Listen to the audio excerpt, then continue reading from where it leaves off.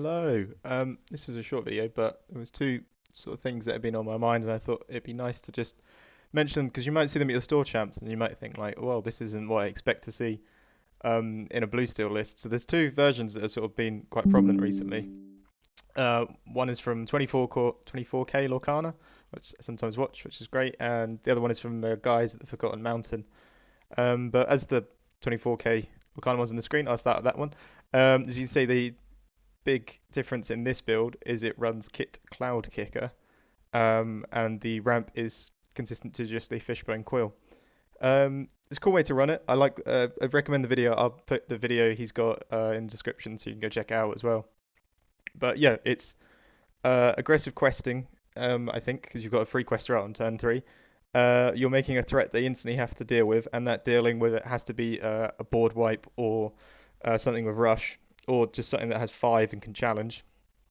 So yeah, I think it's pretty cool. And then of course you could get Hercules down as well, and you could start bodyguarding it, and you could use the Fortisphere to protect it even more, and it keeps questing for three.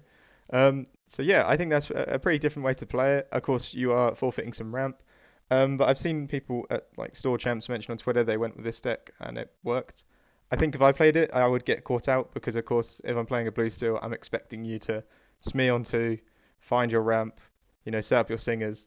But this one's a bit different. I mean, even we've got three Holy Worlds instead of four, so it's just a different approach. But yeah, it's always something interesting to consider, and I believe people are getting success with it at store champs. Uh, this is the other one that I've been seeing that I really, really like and actually think I might try playtest as well. It's the Forgotten Mountains build where they've got the Mickey shift, which is just like maximizing the potential of the Mickey card by allowing a shift. And then maybe you can, if you shift as well, you don't have to wait for your character to dry to sing Holy World or to do anything. And it gets a little bonus damage thing where if you have the magic broom, it also has resist. So that card is actually really quite good, and I think it is a bit understated.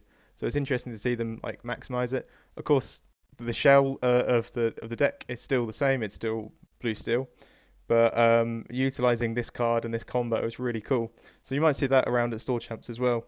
And there's definitely one that I want to play.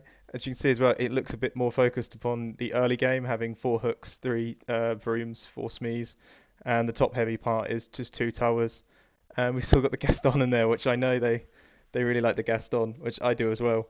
But that's an interesting way to build it. And yeah, I'm not saying everyone will play these versions, but especially if you go to store champs, don't be surprised if someone might like pull out the kit Cloud Kicker on turn one instead of Popsicle, or you might see a Mickey shift into it. So yeah, these are great decks. If they've got a video, I will look after this. I will post it as well. I believe they do. I'll post both in the description. But yeah, definitely check these versions out.